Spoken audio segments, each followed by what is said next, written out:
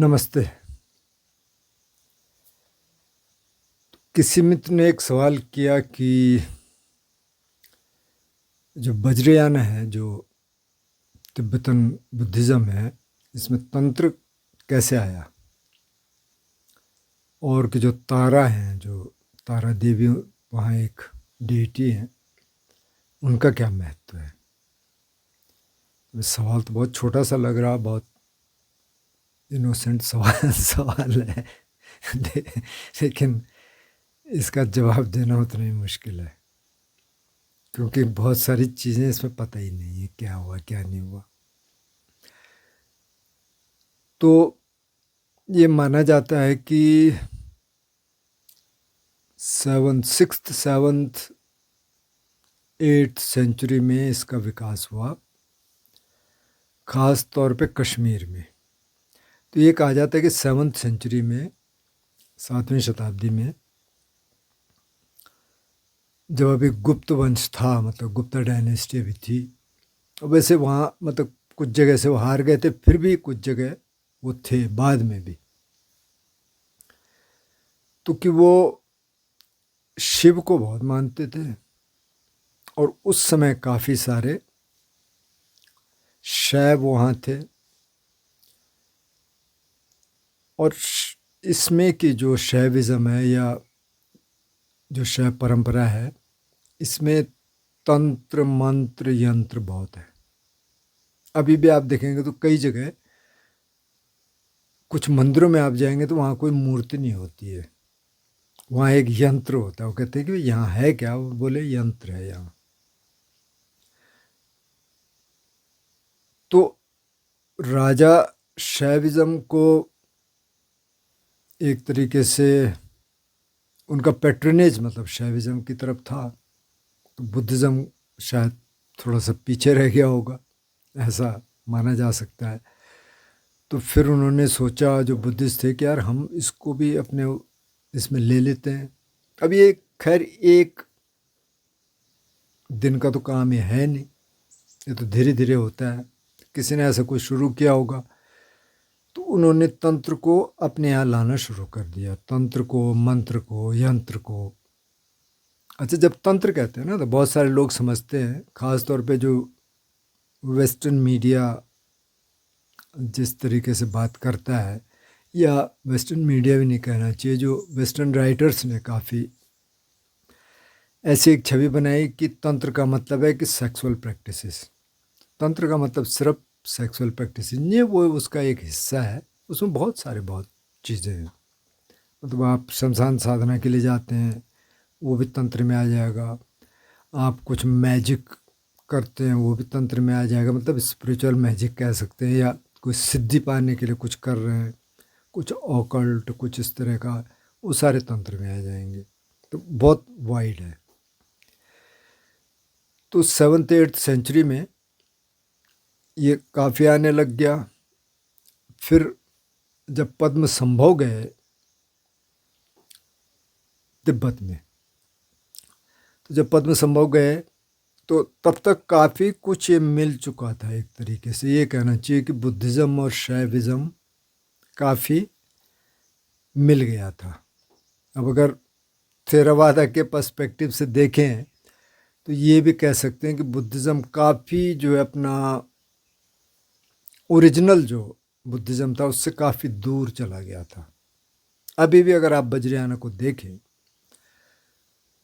तो कई बार तो ये लगता है कि इसको बुद्धिस्ट बोल क्यों रहे हैं मतलब मेरे को मतलब आप बुद्ध को मानते हैं और कुछ प्रैक्टिसेस हैं, जैसे शून्यता की प्रैक्टिस है, एम्प्टीनेस की, ये पटिच्च समुप्पाद है, जो डिपेंडेंट ओरिजिनेशन है, उसको बहुत मानते हैं। तो कुछ तो है।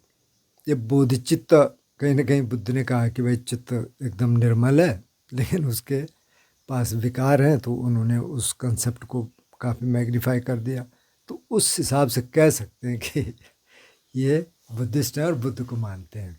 अदरवाइज़ अगर थेरावादा पर्सपेक्टिव से देखेंगे तो फिर उसमें तो बहुत कुछ और चीज़ें हैं जिसके लिए बुद्ध ने मना किया कि ये नहीं करना है।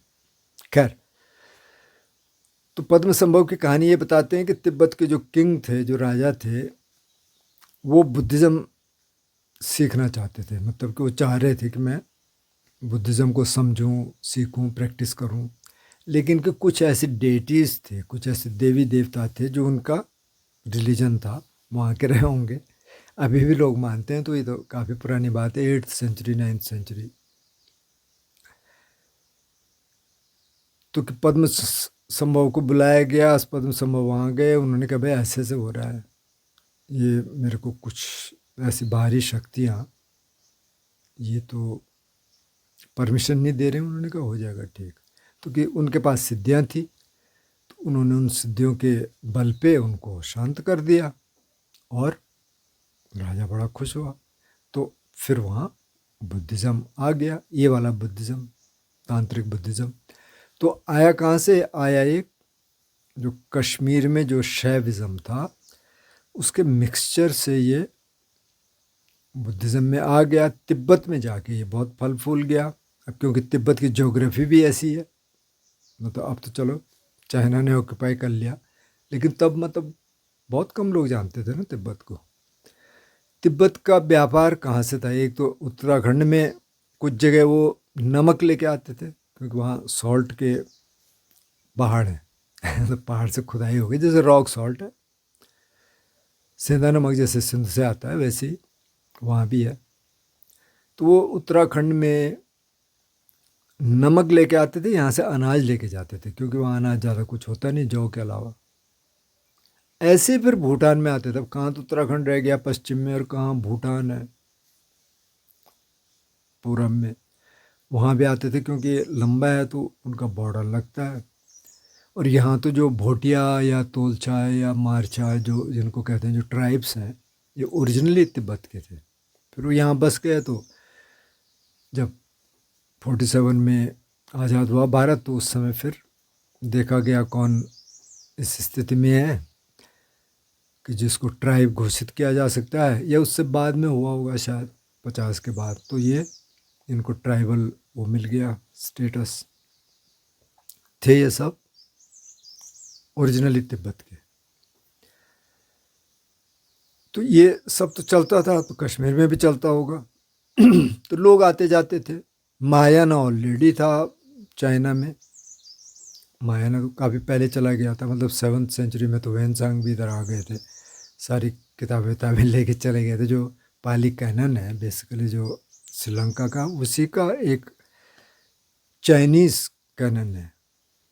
और आजकल उसको कंपेयर करते हैं लोग कि अच्छा इसमें क्या है, इसमें क्या है, तो अच्छा ये मोस्ट प्रोबेबली ओरिजिनल है। तो वो वैनसांग जो लेके गए थे, वो वैनसांग मंक थे, तो वो तो ऑलरेडी था वहाँ।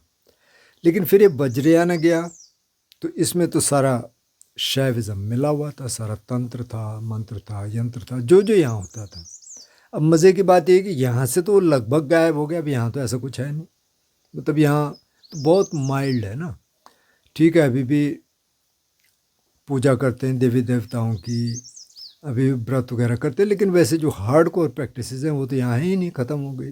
और वहाँ है, वहाँ जो योगा है, कई योगा एकदम से सीक्रेट है, उसी को सिखाया जा सकता है कि जो उसी दिशा में जाना चाह रहा है, और जो देख लेते हैं कि अच्छा 8 10 20 साल इसको हो गए और ये इसमें अब सीखने लायक क्षमता है, तो इसको सिखा लो। नहीं तो बहुत सारा उसमें सीक्रेट है अभी भी। तो फिर तिब्बत में ये फला फूला, और जैसे मैंने कहा कि इंडिया में तो ये ख़त्म हो गया, मतलब शैविज़्म भी लगभग ख़त्म हो गया। ऐसी कोई प्रैक्टिसेस तो यहाँ है नहीं, कुछ इक्का दुक्का कहीं होगी तो होगी, लेकिन वहाँ सब कुछ था।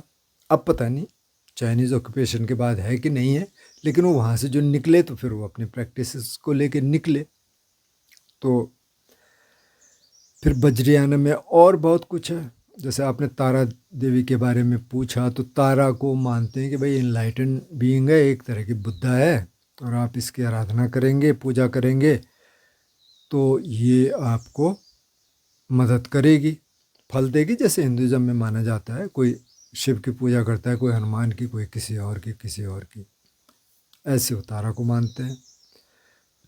और उसका तारा एम्पावरमेंट भी होता है। जैसे किसी मंक को मैं सुन रहा था, वो कह रहे थे कि दलाई लामा जी तारा एम्पावरमेंट कर रहे हैं, जैसे एक तरह का शक्तिपात,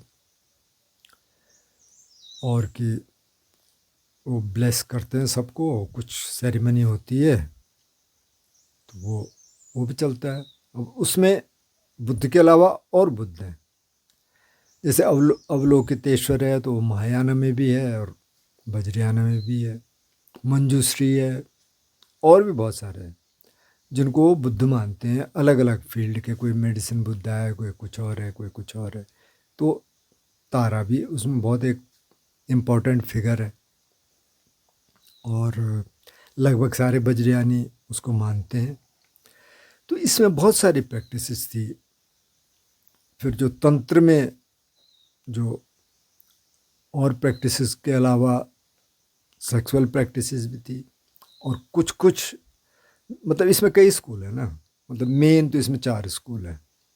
अच्छा, फिर इनका अपना रिलीजन था बॉन, वो भी कहा जाता है कि इस तांत्रिक रिलीजन के काफ़ी आसपास था, तो वो भी फिर इसमें मिक्स हो गया। तो एक तरह से 3 चीज़ें इकट्ठी हो गई। इधर से शैविज़म, जो हिंदू तंत्र था, हिंदू नहीं कहना चाहिए लेकिन जो यहाँ का तंत्र था हिंदुस्तान का, और जो बुद्धिज़्म से इन्होंने कुछ चीज़ें ले ली, उधर से उनका बॉन्ड था, तो ये ऐसे मिक्सचर बन गया, खिचड़ी बन गई इसकी। तो 3 चीज़ें इकट्ठी हो गई, और उसमें प्रैक्टिसेस बहुत सारी हैं, सेक्सुअल प्रैक्टिसेस भी हैं, यहाँ तक कि कुछ लीनेजेस में आपको लगेगा ये मंक है, लेकिन वो गृहस्थ होते हैं। और एक इसमें ख़ास बात यह है कि इसमें यह है कि गुरु जो कह रहा है ना, उसको आप मना मत करो, तो फिर उसका मिसयूज़ भी बहुत होता है। जबकि बुद्धिज़्म में तो यह बुद्ध ने कहा कि भाई कोई गुरु है, अगर वो गलत कर रहा है तो आप सवाल उठाइए, पूछिए उससे, नहीं तो आप संघ के पास जाइए, बोले भाई ये तो गलत है, संघ डिसाइड करेगा। ऐसे नहीं है कि आप बस तो आप गुरु बन गए तो आप जो है कुछ भी कर सकते हैं, लेकिन यहाँ है। तो अगर इसके गहराई में जाएंगे तो मैंने कहा कि बहुत सारी चीज़ें तो पता ही नहीं है, अभी तो ऊपर ऊपर का है कि कैसे गया, क्या हुआ, ठीक है, लेकिन प्रैक्टिसेस क्या है, बहुत सारी प्रैक्टिसेस तो इसमें सीक्रेट है। बहुत तरह की योगा इसमें हैं जो सीक्रेट है, बहुत तरह की और प्रैक्टिसेस हैं जो सीक्रेट है। तो इसमें एक तंत्र है, फिर मंत्र है, बहुत सारी चैंटिंग होती है, जो वो बेसिकली वो घुमाते हैं उसको। आपने देखा होगा कहीं धर्मशाला में जाओ, कहीं जाओ तो वो लगे होते हैं ना घुमाने वाले, यूँ करो तो घूमता है, तो उस पर भी मंत्र लिखे होते हैं। वो कहते हैं कि ये इस तरह से घूमने से वो मंत्र एक तरह से चल रहा है, मतलब एटमॉस्फेयर में। ऐसी फ्लैग्स हैं, तो उन फ्लैग्स पे भी मंत्र लिखे हुए होते हैं, और वो माला भी जपते हैं, तो इसमें मंत्र बहुत है। फिर यंत्र, यंत्र मतलब एक तो मंडला है, जो आपने कभी अगर तिब्बतन टेम्पल में गए होंगे तो बहुत सारा सजा रखा होता है, तो मतलब वो यंत्र बनाए होते हैं, मंडला बनाए होते हैं। मंडला उसका एक रूप है यंत्र का। यंत्र थोड़ा कुछ और चीज़ हो गई, लेकिन वो भी एक तरह का यंत्र कह सकते हैं उसको। तो ये सब उसमें है। अब जो अभी की प्रैक्टिस है, कम से कम जो जो वज्रयानी और जगह हैं, अब अमेरिका में बहुत सारे हैं, इंडिया में बहुत हैं, तो क्या वो प्रैक्टिसेस करते होंगे, अब ये कहना बड़ा मुश्किल है कि करते होंगे कि नहीं करते होंगे। लेकिन जो बाहर से लगता है वो ये है कि ये जो हार्ड कोर प्रैक्टिसेस हैं, ये तो शायद दिखती नहीं है। मतलब ये दिखता है कि मेडिटेशन है। अब कुछ रिम्पोचेज़ को मैं सुनता हूँ, मेडिटेशन की बात करते हैं, हालांकि तारा की भी बात करेंगे। किसी ने मेरे को एक वीडियो भेजा था कि क्या बुद्ध तारा की पूजा करते थे? बुद्ध किसी की पूजा नहीं करते थे भाई। बुद्ध का मतलब ये है कि वो सबसे ऊपर हो गया, उसको किसी की पूजा करने की ज़रूरत नहीं, उसमें पूजा है ही नहीं, न बुद्ध की पूजा होती थी। ये तो बहुत बाद में हुआ, 200 साल बाद, 300 साल बाद ये शुरू हुआ। टेम्पल नहीं थे, कोई मूर्ति नहीं थी, बहुत बाद में आया है। तो अब ये जैसे आपने सवाल किया, अब इस सवाल के आसपास ना बहुत सारे सवाल हैं। अब क्या है कि ये सब कुछ तो पब्लिक डोमेन में आपने बुद्धिज़्म देखना शुरू किया तो नेक्स्ट डे आपके फीड में वज्रयाना का कुछ आ जाएगा, महायाना का कुछ आ जाएगा, जैन का कुछ आ जाएगा। अब उसमें फिर लोग कंफ्यूज हो जाते हैं, यार इसमें तो कह रहे हैं, बुद्ध कह रहे हैं कि भाई आप ये अष्टांग मार्ग पे चलिए और कुछ इधर उधर नहीं है। इसमें क्या है, तो इसमें तो मंत्र भी है, इसमें तारा भी है, इसमें मंजूश्री भी है, अवलोकितेश्वर भी हैं, पता नहीं क्या क्या, ये क्या है ये। तो फिर वहाँ थोड़ा सा मुश्किल हो जाता है अगर थोड़ी सी जानकारी ना हो। तो ये क्लियर कट एक अलग रास्ता है। अगर थेरवाद के हिसाब से देखेंगे तो बहुत अलग है। जैसे महायान की मैं बीच बीच में चर्चा करता हूँ, जो सूत्र हैं महायान के वो ओरिजिनल नहीं है, वो बाद में लिखे गए। लगभग सारे सूत्र बाद में लिखे गए, ओरिजिनल सूत्र कोई नहीं। इसका मतलब ये नहीं है उसमें विजडम नहीं है, ऐसा नहीं कह रहे हैं। मतलब ध्यान वहाँ भी होता है, लेकिन वो ओरिजिनल सूत्र नहीं है। तो ओरिजिनल सूत्र थेरवादा में जो अर्ली टीचिंग है वो थेरवादा में भी है। तो अब थेरवाद के हिसाब से देखेंगे तो एकदम से महायान एकदम अलग ब्रांच हो गई, क्योंकि महायान में फिर और सारी चीज़ें हैं। जैसे वज्रयाना का मैंने बताया, तंत्र मंत्र यंत्र सब कुछ है उसमें, और ऑकल्ट प्रैक्टिसेस हैं, बहुत सारी ऐसी प्रैक्टिसेस हैं जो सीक्रेट हैं। महायान में फिर थोड़ा फ्लेवर अलग है। महायान का जो बोधिसत्व पाठ है, हालांकि वज्रयाना में भी उसको मानते हैं, लेकिन वज्रयाना में फिर भी वो कहते हैं कि ये इनलाइटनमेंट के लिए है। और एक बार मैं इनको सुन रहा था, दलाई लामा जी को, क्योंकि ये कहा जाता है कि ये जो चीज़ें आ गई इसमें, यंत्र मंत्र तंत्र आ गए, तो इससे कि फास्ट हो जाता है एनलाइटनमेंट। और उनका तर्क ये भी है कि बुद्ध ने भी पहले ये किए गए 6 साल तक, हो सकता है किए हों, लेकिन उसके परिणाम स्वरूप ऐसा हुआ होगा, ऐसा तो है नहीं। बुद्ध ने तो सब रिजेक्ट किया कि ये कुछ नहीं करना है, मध्यम मार्ग पे चलना है, इधर की अति भी नहीं, इधर की अति भी नहीं। तो दलाई लामा कह रहे थे कि ये कहते हैं कि इससे जल्दी हो जाता है एनलाइटनमेंट। मैंने तो किसी को देखा नहीं एनलाइटन होते हुए मतलब दलाई लामा तो बोल देते हैं ना, वो कुछ रखते नहीं पेट में तो मैंने तो किसी को नहीं देखा कि इससे तेज हो गया एनलाइटनमेंट, और किसी को एनलाइटनमेंट मिल गया, तो पता नहीं। लेकिन ऐसा ये माना जाता है कि इससे जल्दी हो जाएगा। लेकिन जो अगर थेरवाद के हिसाब से देखेंगे तो ऐसा कुछ नहीं है। अच्छा, फिर मैं और कुछ रिफ्लेक्ट कर रहा था कि अगर थेरवाद के इतिहास देखेंगे अभी रिसेंट, तो इसमें माना जाता है कि बर्मा में कुछ इनलाइटन लोग हुए, थाईलैंड में हुए, अभी पिछले 50-100 साल में। ऐसा तिब्बत में हुए, पता नहीं हुए होंगे, पर हमें जानकारी है नहीं। तो इसका मतलब उस रास्ते से भी हो सकते हैं, और थेरवादा का रास्ता भी काम कर रहा है। सिंपल है, उसमें ये सब नहीं है।